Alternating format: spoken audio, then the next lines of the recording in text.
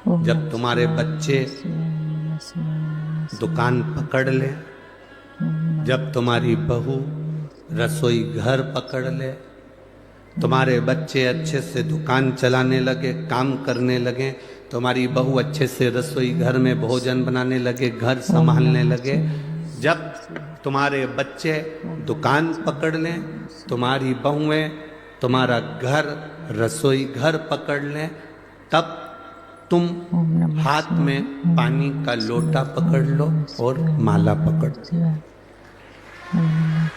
बस एक लोटा जल चढ़ाना प्रारंभ कर दो। नी पकड़ोगे, 2-4 कदम चलने की आदत डालो। दिन भर सोफे पर पड़े रहते हो, मोबाइल रिमोट हाथ में पड़ा रहता है, पड़े पड़े घर में शरीर में बीमारी बढ़ती चली जाती है।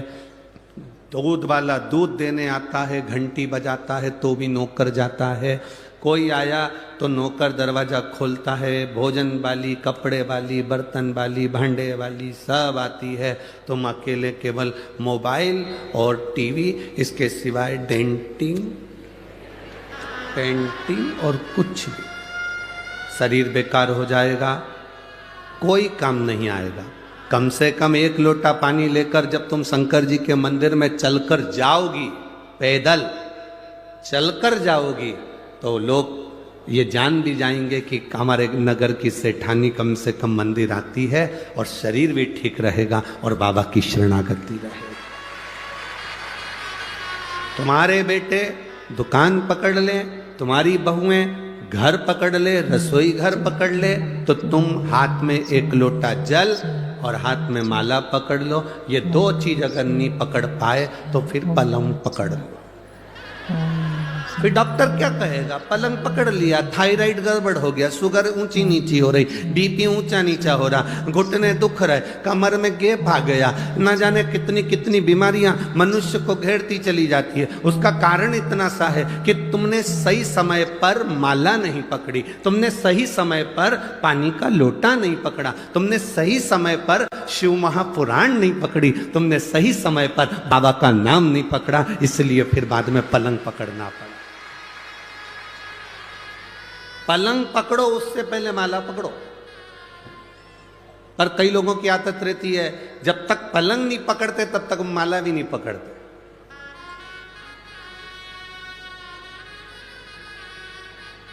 डॉक्टर ने कहा थोड़ा घूमा करो, कितना घूमती हो?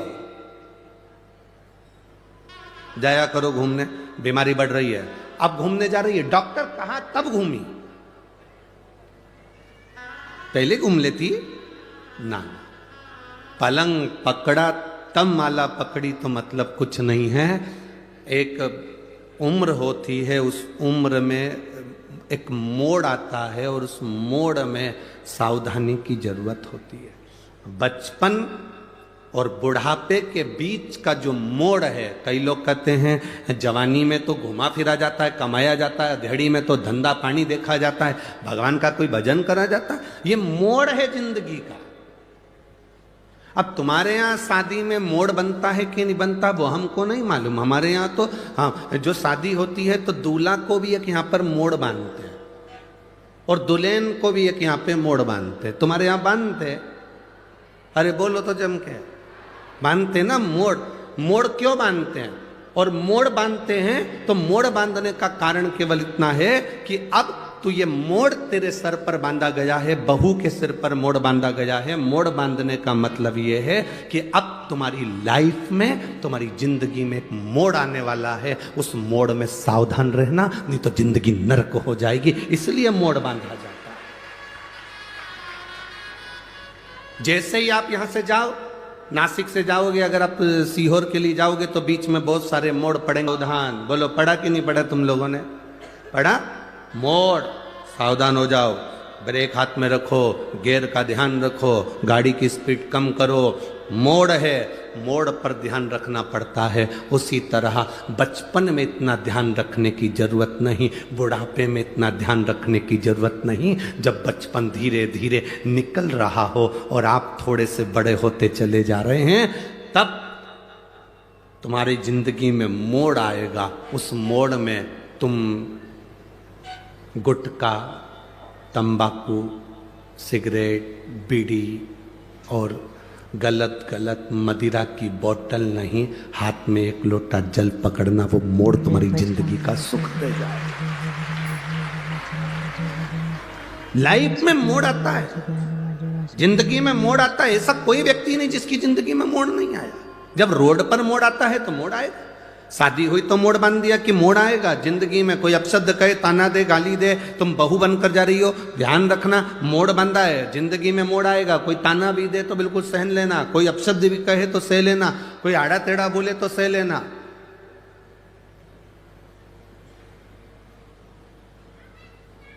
कहीं इधर उधर भटकना मती।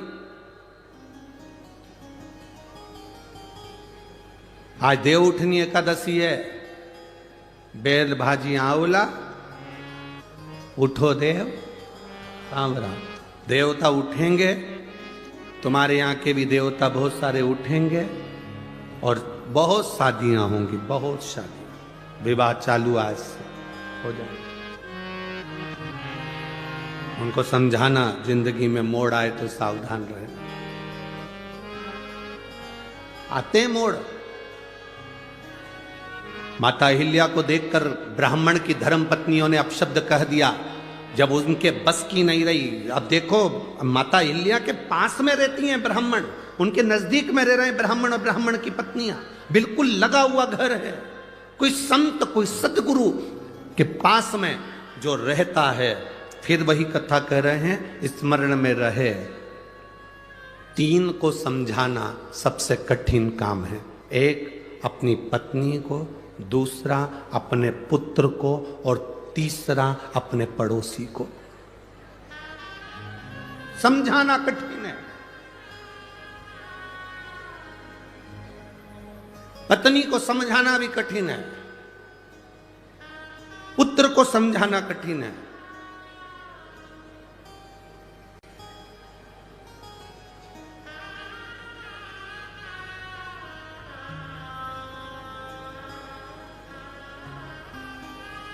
और पड़ोसी को समझाना कठिन, बहुत कठिन काम।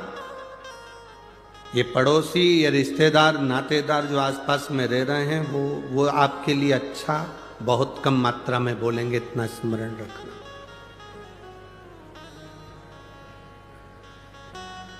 दुनिया के लोग आपकी तारीफ कर देंगे, पर आपके नजदीक रहने वाला आपकी तारीफ नहीं करेगा। वो कुछ ना कुछ तुम्हारी बुराई कर देगा, आप शब्द कह देगा। कौन, किसको जानते हो? कहीं जाकर आप अपने नजदीक में कोई रह रहा हो, उससे पूछ, अरे कौन? वो प्रदीप मिश्रा है। तो बेवकूफ बनाए, सबको एक लोटा पानी दे दिया, चढ़ाओ, बीमारी भी ठीक हो रही है, पता नहीं। प्रदीप मिश्रा ने कभी ये नहीं कहा कि तुम मेरे पास 24 घंटे बैठे रहो। यहाँ इतने लोग बैठे हैं, ईमानदारी से कहना, आप लोगों से मिलने का भी हमको समय नहीं रहता। हम भी बाबा का भजन करते हैं, निवेदन आपसे इतना करते हैं कि आप भी करो। उसने हमें पकड़ा है, संभाला है, तो वो आपको भी संभालेगा। हमारे पास बैठकर क्यों समय बर्बाद? ये आविष्कार भूसे, श्री आविष्कार जी भूसे हमसे कहते हैं, गुरुजी और महाराज हों तो मिलते भी हैं, बातचीत भी करते हैं। आप तो बस केवल अगर मिलने का भी दिन होता है, आप कहते हो कि कथा 5 दिन की होती है तो पीछे के 2 दिन मिलते हो, 7 दिन की कथा होती है तो पीछे के 4 दिन मिलते हो, पर आप मिलते भी तो 1 मिनट के, बस आए, उठे और चल दिए अपना पाठ करने के लिए।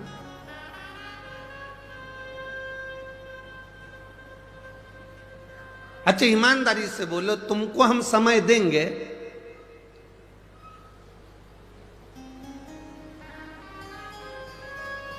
तो हमारे दुख की घड़ी में तुम क्या हमको समय दोगे? सब अपने अपने खेत में, दुकान पर, नौकरी में लगे रहोगे। उसको समय देंगे तो वो हमारी दुख की घड़ी में हमारे सामने खड़ा मिलेगा, तकलीफ की घड़ी में वो खड़ा।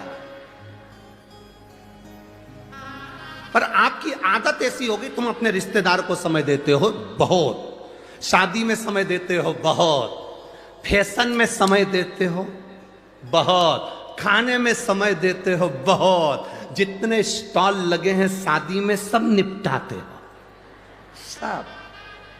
भले पानी पूरी के लिए मुंह कितना ही चौड़ा करना पड़ा, पर खाते जरूर, समय देते। श्रृंगार में समय दिया, रिश्तेदार को समय दिया, परिवार को समय दिया, बेटे को समय दिया, बेटी को समय दिया, कुटुंब को समय दिया, सबको समय दिया। और एक बार एक्सीडेंट हो गया, कहीं बीमारी आ गई, वेंटिलेटर पर पड़े हो, वेंटिलेटर पर पड़े हो, बीमारी आ गई, एक्सीडेंट हो गया, तकलीफ आ गई, कष्ट आ गया, आखिरी का समय पलंग पर पड़े हो। अब अंदाजा लगाना कौन कितना समय दे रहा। बेटियां भी बांट लेती हैं, तू मम्मी को देखने कब जाएगी, तू 8 दिन चली जाना, फिर पीछे के 8 दिन में चली जाऊंगी क्योंकि बच्चों की एग्जाम है।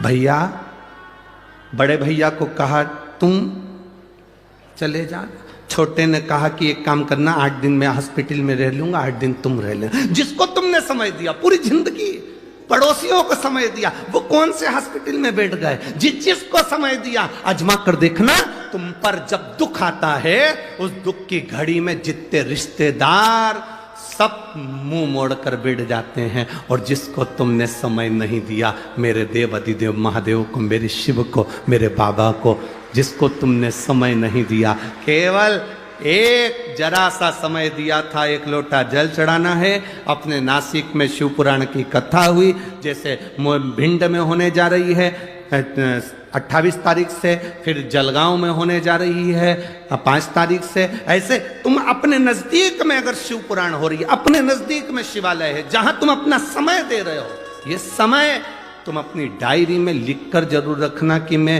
1 घंटे पहले कथा में पहुंची थी, वहां पहुंचकर मैंने श्री शिवाय नमस्तुभ्यम का जप किया, प्यासे को पानी पिलाया, घर से 4 रोटी बनाकर ले गई थी, अचार का फिंगर बनाकर, पुंगा बनाकर, गुट्टा बनाकर अपनी अपनी पड़ोसन को दे दिया था, उनने खाया, पानी पिया, उसका पुण्य मेरे खाते में है। मैंने बाबा को समय दिया, बाबा ने मेरी दुख की घड़ी में, आखिरी में डॉक्टर कह देता है अब मेरे बस की बात नहीं है, मेरे हाथ में नहीं है। डॉक्टर जब कह दे कि अब तेरे हाथ में नहीं है, अब उसके हाथ में है, मतलब समझ लेना अब उसने आपको अलग से समय दिया। और थोड़े बहुत भी ठीक हो गए तो समझ लेना उसने आकर संभाल लिया था, समय दे दिया, समय दिया उसने। एक व्यक्ति मिलिट्री में सर्विस करता,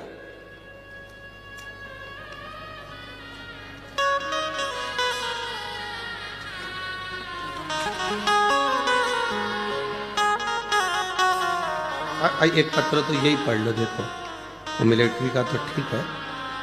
मैं चित्रा ईश्वर परदेसी, रहने वाली हूँ कालाराम मंदिर के पास, पंचवटी, नासिक। कहीं बैठी हैं हाथ उठा सकती हैं या स्वयं खड़ी हो जाए। अगर कहीं बैठी हो तो खड़ी हो या हाथ हिलाएं। मैं चित्रा ईश्वर परदेसी, रहने वाली हूँ कालाराम मंदिर के पास, मेरा मोबाइल नंबर ये है। को समय दे रहे हो, शिव महापुराण में समय दे रहे हो, जाकर पंडाल में बैठकर कथा का रसतत्व ग्रहण कर रहे हो, टीवी पर, मोबाइल पर कथा को श्रवण कर रहे हो, आपने अपने कीमती समय में से थोड़ा सा समय अगर मेरे बाबा को दिया है तो ये निश्चित है अंत समय प्रभु आना पड़ेगा, वचन दिया तो निभाना पड़ेगा। आए ना आए प्रभु कुटुंब कबीरा, अंत समय प्रभु आना पड़ेगा, वचन दिया तो निभाना पड़ेगा, अंत समय प्रभु आना पड़ेगा, वचन दिया तो निभाना पड़ेगा। ये आपने जो उसको समय दिया, उसने आकर आपको साथ लिया, वो संभाल लिया।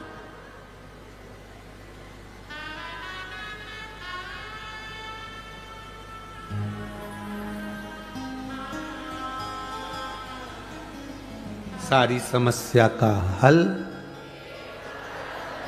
अब इस बहन से कोई पूछे ये कालाराम मंदिर के पास में जो रहती है चित्रा ईश्वर परदेसी, कालाराम मंदिर के पास पंचवटी नासिक में जो रहती है, उसका मोबाइल नंबर भी यहाँ लिखा। इस बहन से कोई पूछे कि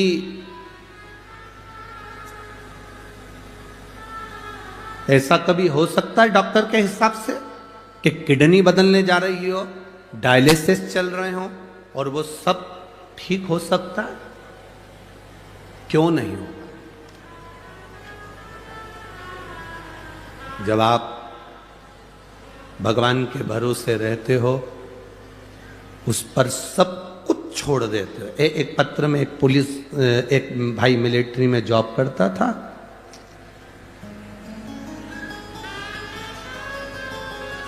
और अब देव उसको समय।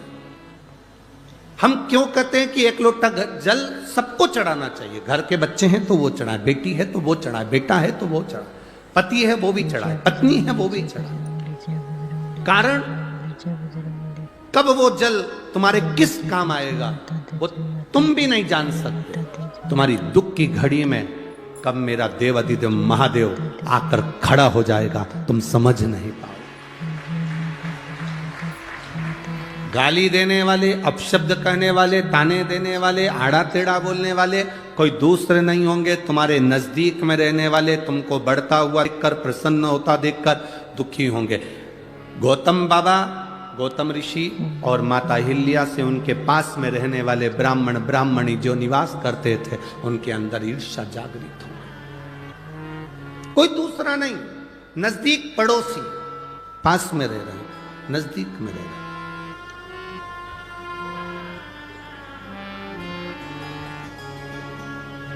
आप कभी